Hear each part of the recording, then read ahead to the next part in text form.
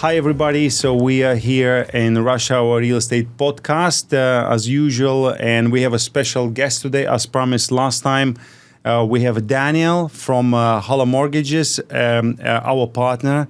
They providing a special mortgage services to customers we deal with in real estate. And now it's a time for you to understand how they can help you, basically. And so thanks a lot, Daniel, for coming to the studio. And if you can tell us a bit about the HOLO Mortgages itself and how did you come to Dubai and what you're doing, just brief for our customers. Yeah, perfect. So thanks for having me, Dimitri. So I came here to Dubai at the start of January, and I was lucky enough to get a job with HOLO Mortgages in March. So HOLO Mortgages was the first digital mortgage platform in the UAE. So it's a very fast-growing company, and the role of a mortgage broker is to work with clients to find the best available products for them on the market. So what we have is access to all of the best interest rates and all of the best products. We have very strong relationships with the banks here in the UAE, and we work with all of them. Our role is to speak to our clients, understand their specific requirements and match them with the right bank. So our service is completely free to use. We obviously get paid a commission on completion of the mortgage. So we're very incentivized to, complete the mortgage, make it as smooth as possible of a journey, and we'll work with the client right from the beginning all the way through to completion. Super, yeah. So how long is the HOLO Mortgages on the market? How long is the company just dealing with these issues, with mortgages to clients? So it started in 2019, I believe, our two co-founders, Michael and Aaron, who have been in the UAE for quite a long time. So they're very experienced in the market, and they really kind of saw a gap in what was lacking. And they created the digital platform just between the two of them. I think one or two staff joined, and now it's kind of grown to a really strong place, and there's over, I think, 80 staff at this stage. Yeah, I've been in your office. It's an amazing office in Marina Plaza, I think, yeah? So lots of people there, and you've grown since 2019, a lot, I think, yeah? So this gives me a really confidence that the company is on the right path and offering to the customers right services, because we used your company a couple of times already for our customers. And I know there is a great feedback from them. So even I myself was checking with you all the possibilities to get the mortgage, but still, really nice. Okay, so we have a couple of questions, quite a long list, actually, I would say, for our customers to ask you. And we will go through a little bit of things here, and hopefully to get some really good answers for them to understand and contact you further, okay? Yeah? Okay, let's start with the first question. So what you would recommend or tell us about the maximum loan to value that the customer can get? Differs from residents or non-residents or the second-time buyers or anything, whatever suitable for this type of questions. Yeah, so it's an 80% loan to value is what a resident would get here in the UAE, and non-residents are 60%. So that means the resident. So maximum I can get as a resident, it's 80% loan to value. And for non-residents, it's 60%. Now, when you're purchasing your second property as a resident, you're restricted to a maximum loan to value of 60%. So that is something that we'd always kind of speak to our clients about, just to make them aware, because some people might be purchasing an investment property right now, and then further on down the line they want to buy a family home that they might need a larger deposit for. So that's just something that we'd always discuss with them. And there's always the possibility as well, if your mortgage loan to value reaches, your mortgage is reducing and your property is appreciating, your loan to value comes down. So there's some banks who would allow you to get the second property at 80% loan to value as long as the first one is below 60%. Okay, this is concerning the residents. What about the non-residents? The guys who are coming here, they don't yet have any residency, but they still want to purchase some house, apartments or villas with the loan. And what would you say to them? Yeah, so it's very doable, firstly. You just need a 40% deposit. The process is a little bit slower and the interest rates are more expensive, which is something you'd have to expect. You're not here on the ground, and it's a bit more of a risk for the bank lending money to a non-resident. So that's why rates are higher. And so for the non-residents, the person will get 60% loan to value. Yeah. So yes. This is the maximum they can get. Yeah. And what are the difference in the rates? Because you said there's a difference in the rates for the non-residents and the residents. What's the differentiation between these two? Status. In terms of what people can expect. So for residents at the moment, you can kind of expect anything between 4 to 5% realistically, but generally kind of on the lower end of 4%. For non-residents, you'd be looking at really kind of 5.5 to 6.5%. So there's a gap of about 2% in the difference. Okay. Yeah. And also people would ask, for example, can these fees be added to the mortgage itself? For example, if there are some processing fees, and that's the first question, what kind of processing fees are there? And if these fees, if there is anything, can be added to the mortgage itself, to the loan to be covered? Yeah, perfect. So the main two fees that banks will consider adding to the mortgage is the DLD fee, which is 4%, and the agency fee, which is 2%. So as a resident, I'd say probably 80% of the banks will allow you to add those fees to the mortgage. Wow, that's cool. I didn't know this really. So you can be covered as well from this side. Yeah, but that's helpful. Really, you'll only get 80% of the 6%, which is 4.8%. And as a non-resident, there are some banks who would allow you to add the fees, but it is quite tricky, and you are quite limited on options. And then again, as the loan to value is only 60%, they'll only allow you to add 60% of the fees. And all this you can suggest, of course, depends on each situation of the customer. So you can choose and suggest a couple of different options, like different banks with different rates, so people can choose how it works. For example, if I'm the customer and I'm telling you, look, this is my situation, I'm the resident. So, and I send you all my details, what are you going to do then? Yeah, so it depends. Each situation over here is very different. You've quite a lot of different kind of types of employment over here, between freelancers, self-employed, salaried. You have a lot of people who are new to the market. So we need to take all this into consideration and figure out which bank, because each bank, while they operate within strict, policies from the central bank, they all have their kind of individual policies where they'll be more flexible. So that's our role. It's to speak to the client, understand exactly the structure of their income, their employment history, who they're working for. So in this term, I think you would request something from the customer, what kind of usual documentation is required? What people need to give you, for you to analyze and get the eligibility criteria, to check the profile before you offering something or checking with the bank. What kind of documents you will request? Yeah, it's quite simple. So for a salaried employee, we just need 6 months bank statements, 6 months pay slips, a salary certificate, and your ID documents. So what we'll do is just check that your income matches the affordability that's required to, meet the payments on the mortgage. Obviously, we have to take into consideration existing liabilities that the client might have. Yeah. So we can have that initial conversation over a call and determine the client's eligibility. But once we kind of get those documents in, that's when we can really go through bank statements, go through pay slips to understand exactly somebody's income structure and how much they can afford to borrow. Based on that, then we'll recommend different banks, because each bank has different stress rates, different way of... Exactly. They operate within the same kind of affordability assessments, but some banks have a little bit lower of a stress rate, which means they'll basically lend the client a little bit more. Okay. And do you charge clients for your services? Just so, I have a client and... I will say, I have a Daniel from HOLO Mortgages. He will offer you the best services, and he calls you. Is it anything he must pay you or something? No, nothing. It's free completely. So completely free service. Yeah, the bank will pay us a commission upon completion. That's good. Yeah. Yeah. Obviously, it means we're very incentivized to make sure everything goes as smoothly and as quickly as possible, because we don't get paid until the transaction is complete. And how long it will take for you to get all the documents? The client submitted all your documents. And how long it will take from your side to give a feedback to the client? What is his eligibility of anything? Give him complete answer.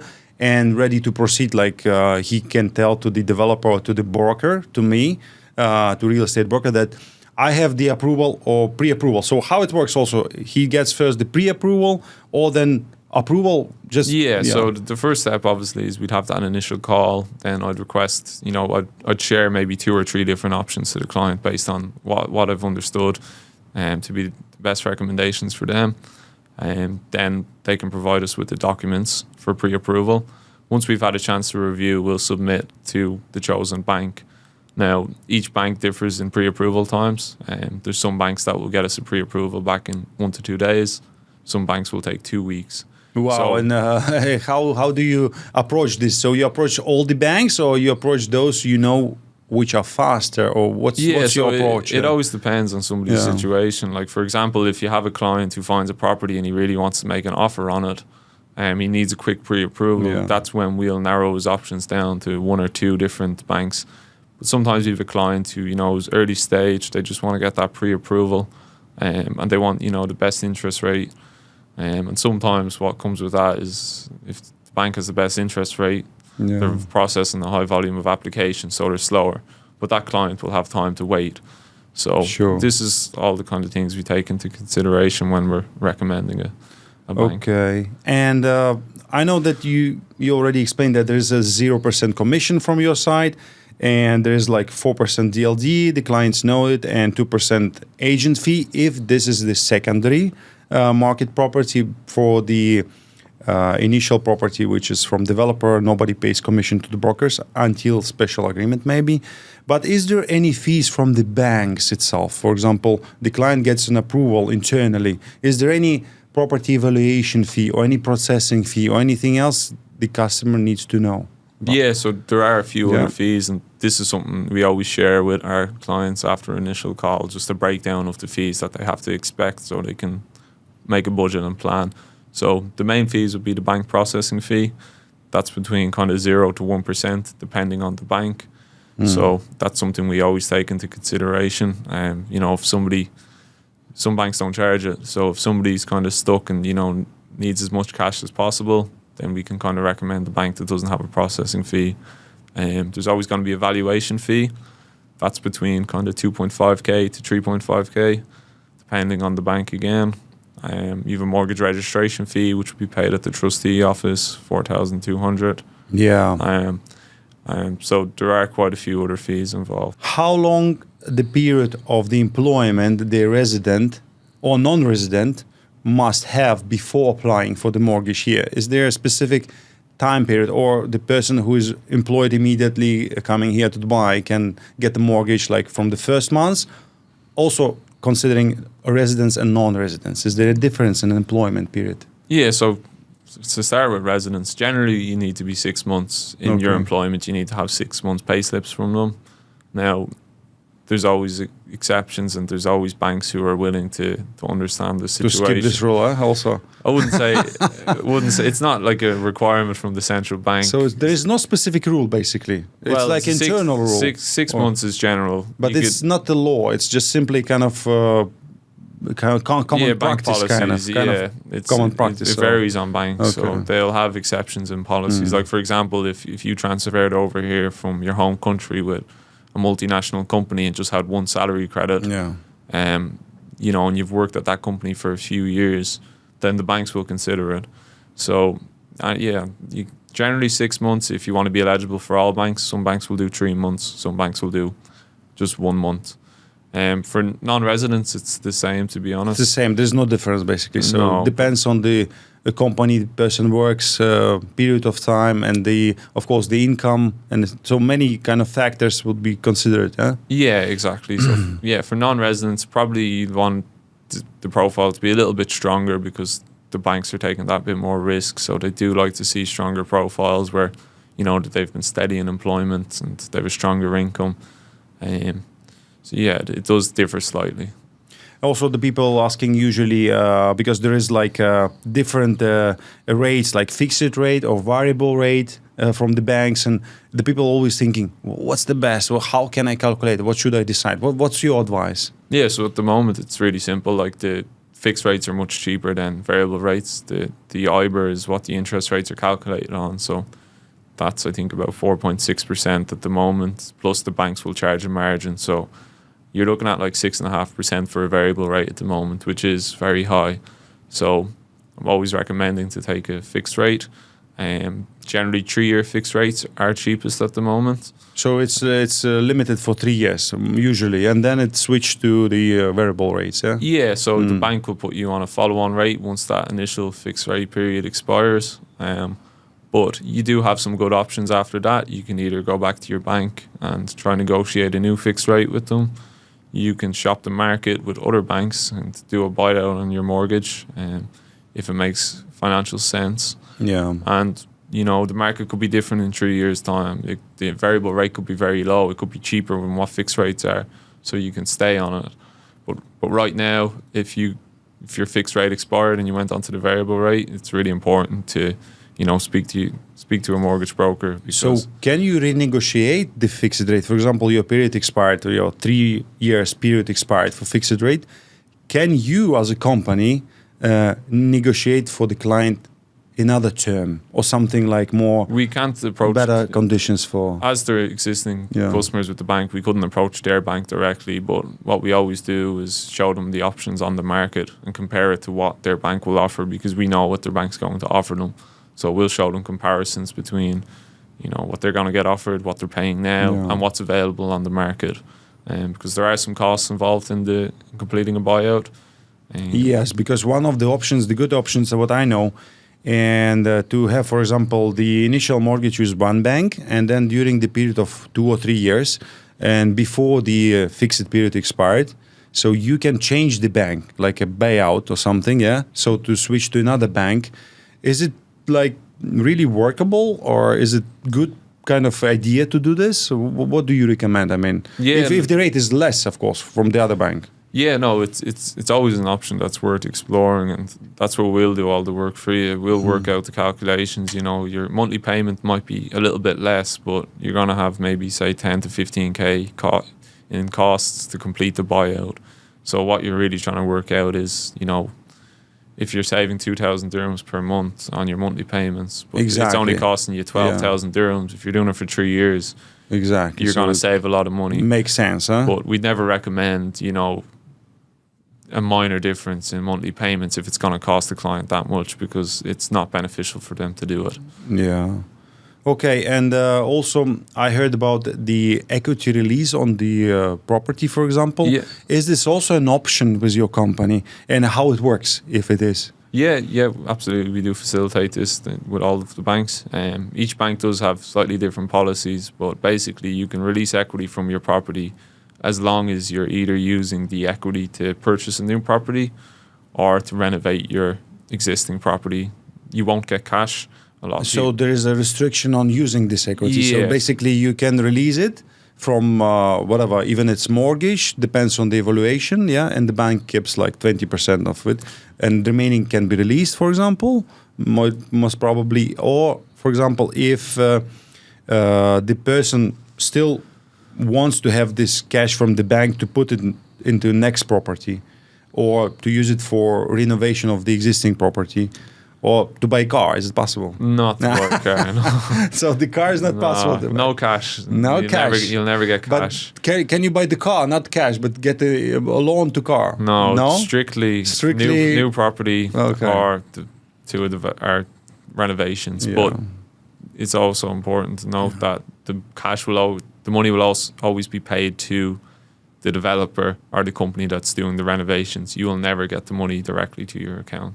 But this rule works only in UAE. I think in the in Europe, for example, you can release the equity, I think, but then use it for any purpose. Yeah. So this rule is specifically for UAE market, I guess. Yeah, exactly. And a lot of people, when you tell them this, they do get a little bit confused. Exactly, because we had one client, and he was like really like, well, what is this? How in Europe it's so easy? So I get the release of the equity and use it for I don't know, whatever, just going to vacation or buy anything.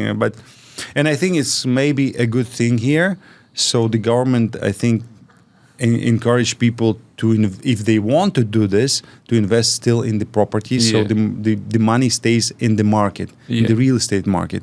So I think it's also secures investors in terms of not just simply spend the cash and then have no idea what to do with return to the banks or the loans and etc. So I think it's a good kind of approach from the government again. Yeah, I've never actually properly considered it, but I definitely agree. Yeah, and what is the other minimum criteria in terms of, let's say, on salaries? Is there any specific minimum salary, for example, you're a newcomer to Dubai and just simply to know if you're eligible or not for any minimum loan or something? What is the minimum salary you have to get when you're applying for the loan? Yeah, so it's 15,000 dirhams per month. That's with 95% of banks. There's maybe 2 or 3 banks who will allow you to do a salary of 10k. Still 10k possible. Yeah, so it is quite limited in and options. You know these banks, so if anyone's needed this, we can call you and you will really suggest to how to proceed. Exactly, and that's the benefit of using a mortgage broker, because you could approach your own bank who have that 15k minimum salary requirement and then think you're not eligible, but if you pick up the phone and speak to a broker, we'll be able to advise you on this. The same I was talking to all customers that when they choosing the broker in real estate, it's the best thing because we know different developers and we can offer them different rates, different payment plan, different things. The same works from your side. So you know lots of banks and you can offer best rates, best conditions according to the requirements of the client. I mean, to his conditions, to his work, employment, salary level, position, I don't know, period of the employment, etc. Yeah, exactly. That's why it's very important, because people might think they're not eligible for a mortgage because they spoke to their own bank and they didn't get positive feedback. But it's not very black and white, I'd say, over here in terms of eligibility. So we can always figure out where to put somebody, or maybe if they're not eligible right now, kind of guide them on the right steps to become eligible and what exactly they'll need to do over the next few months to help them plan. Yeah, okay, good. Thanks. And what is the minimum and maximum term for the loan? I mean, people different having different plans, different financial situations. What are the minimum and the maximum term? And what's your recommendation in terms of because people sometimes, me personally, I don't really much understand what's the best. If you, of course, if you can pay maybe in short term, is it more better for me in terms of if I want to have more return maybe on my property, if I want to sell it within 5-10 years, let's say, or if I want to keep it for longer? What's your recommendation anyway? So to start, the minimum term is 5 years, maximum term is 25 years, up to the age of 65. Now, some banks will allow you to go up to the age of 70 if you provide them with a letter to say that you're no retirement age in your company. But my recommendation, it would vary depending on each client. If somebody's buying it as an investment property, generally what you see is they'll kind of figure out what the monthly repayments are going to be compared to what they're going to be getting back each month on the rental. So they'll try to keep them quite aligned, where they're making a bit of profit each month. But if it's somebody who has a family, and a lot of people always say, I only want to pay the mortgage for 10 years, but they're putting themselves under pressure by having high monthly repayments. Yeah. Whereas if you take a slightly longer term, you have payments that are a little bit more affordable. It just means if anything changed in the future, that you're still comfortable with those repayments. Plus, you have the option of making overpayments each year with your bank. So not all bank allows it, but in that case we'd recommend the bank who do. So you can pay an extra up to 30% with some banks of the loan amount each year to reduce your capital outstanding on your mortgage, and in turn that just reduces the term outstanding on the mortgage. So it's always like a personal decision, because it depends on the situation you are financially. If you want to pay less to the bank, and at the same time it depends on when you willing to maybe to resell the property, or if you own for the longer period as well. So it always depends on the personal, I think, situation. Yeah, right? No, there's a lot of different factors that you need to take into consideration for sure. But that's something we'll speak to the client about, kind of understand their situation, and you help them realize kind of what is an affordable monthly payment. Some people try the maximum you can borrow is 50% of your income each month in terms of monthly payments. Yeah. So even I think 50%, of your income spent on debt is a lot. So, if I wouldn't recommend somebody doing that over like a 10-year term. If you could just do it over 25 and keep the payments less and have a bit more free cash for yourself, then make overpayments if you've cash left over. Yeah. There's no need to put yourself under pressure to clear the mortgage too soon. Yeah, you know what? There are lots of customers asking us about the mortgaging off-plan properties. Yeah. Is it possible in any way to mortgage or get a loan for the off-plan? And if yes, in what kind of conditions and when it can be granted? If maybe the period of construction very nearly to completion or something else. Is there any factors allowing this? Yeah, so to be honest, it's a tricky one. It's almost like a bit of a myth that people can get mortgages at the beginning of an off-plan property. Like, I think what people have to consider is that, the banks, the property is their security, and if the property is not built yet, at the start of you entering a payment plan, the bank has no security. So this is why they're not really keen on lending. But what they will finance is the handover payment. So depending on your payment plan, if there's 60% due at handover, the bank will finance that 60%, subject to getting a building completion cert and a few other documents. And this depends on what the handover amount is. Obviously, it's capped at 80% if you're a resident, but if your handover is only 40%, you can only get 40%. You can't get 80%. You could if you want to do an equity release and purchase a new property, etc. But it's restricted onto whatever the handover payment is and what that plan looks like. So it is always good to consider that when you're going to need a mortgage at the end of it, how much that payment is and can you afford the payments up until then. Yeah, good. Thanks a lot. Yeah, and another question: what are the risks for people who are taking the mortgage, or they have to consider before taking the mortgage?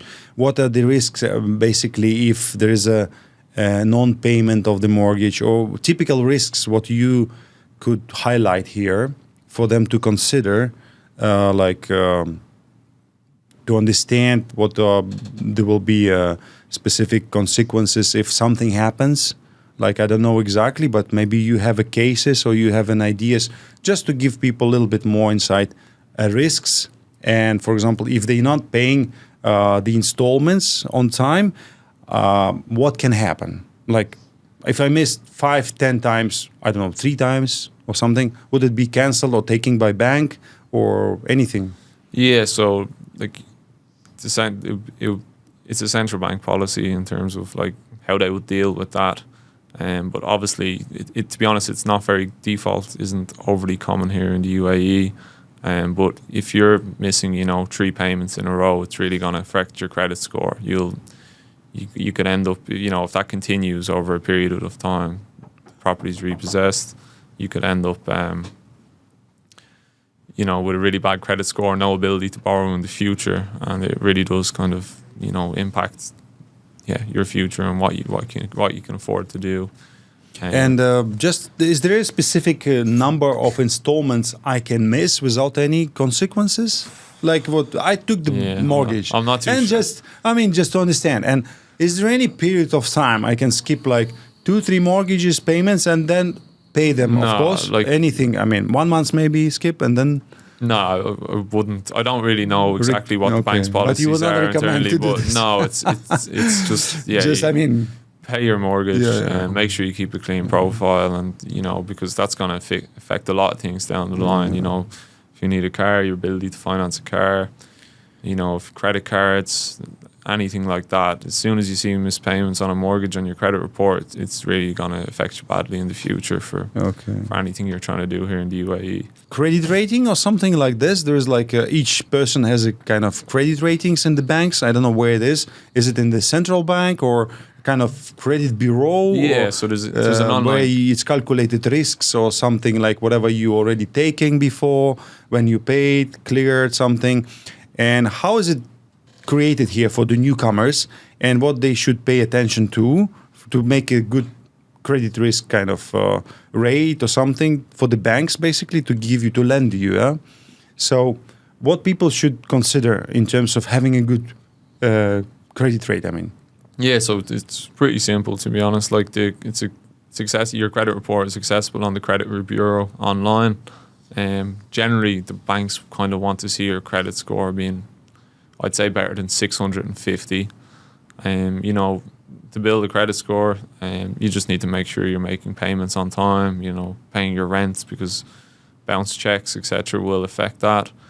You know, always the bounce check. Sorry for the spelling. The bounce check. So, for example, if I wrote the check for the rent, for my rent, and it's bounced for some reason, the signature is not correct, or maybe it was correct, but for some reasons it was not recognized. So, would I immediately receive bad ratings or something? Or it definitely does reduce your rating. Still, it wouldn't be too unless you replace the check maybe, and then in short time. Even if you do replace it, because you've made that mistake, it's a bad reflection on, you know. Okay. You've missed a payment. Even if you rectify it quickly, it takes a bit of time to build it back up as well. You need to show, you know, continuous that you're making the payments. You know, if it's a loan, credit card, you know, you're not missing installments on your credit card. You're repaying your loan because each sometimes month. we all not paying attention much to these things, small things, but like I write the check very quickly, and then maybe my signature is different, but okay, just like everybody's relaxed in Dubai, but these things might really affect your credit rating, I would say. So just pay attention to kind of these financial things better, and then build your credit ratings in the proper way. I mean, which will allow you to get anything, like all these financial instruments, like credit cards, all these things. Make your payments and keep a credit balance in your bank account, and you know, your credit score will be fine. The mortgage process itself, so we obviously touched on the pre-approval. You know, the average time it takes to get a pre-approval, or to complete a mortgage,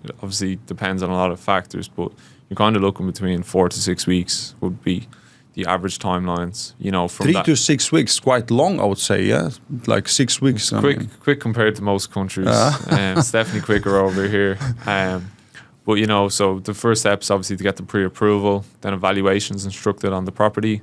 Once the valuation comes back okay, we can proceed to request the final offer letter from the bank. After the final offer letter is issued, the client is required to sign it. And we need to provide the bank with an NOC along with any other conditions that needed to be satisfied. They'll disperse the funds, get the manager's checks ready, and you'll visit the transfer office to complete the mortgage. Sounds very quick and simple, but a lot of stuff does happen in between that. Lots of work from your side, I think, huh? So a lot, actually. The person simply submits your documentation, then you run all around. I mean, with all these banks, everything, all compliance, whatever. So you are the guys who stands in front of the client and trying to get the best things done. Yeah, exactly. So we'll deal with the bank on the client's behalf. There's very little interaction for the client to have with the bank, and you know that takes away a big headache when you know you're in the office all day and you can't afford to be responding to emails, taking calls. You know, dealing with the agents, dealing with the sellers, etc. Will take away that headache, and you know, try and make the journey as smooth as possible. Thanks a lot, Daniel. Yeah, and thank you guys for watching this episode. We were talking about the HOLO Mortgages, our partner, and giving the mortgages to our clients, and all specific questions, difficulties, and rates, and everything, whatever. If you feel this topic was really convenient for you, so you can subscribe, share this video with your friends, colleagues, or anyone you think might benefit from this. And as well, click the button below to follow us. And also there will be contact details of Daniel below this video, so you can always contact him. Tell him you're from Rush Hour Real Estate, and you will get quick advisory free of charge for you guys and completely hassle free. Okay, stay tuned. That was Rush Hour and Daniel from HOLO Mortgages. Thanks a lot, and see you next time, guys. Thank you, Dimitri. Yeah, super. Thank you.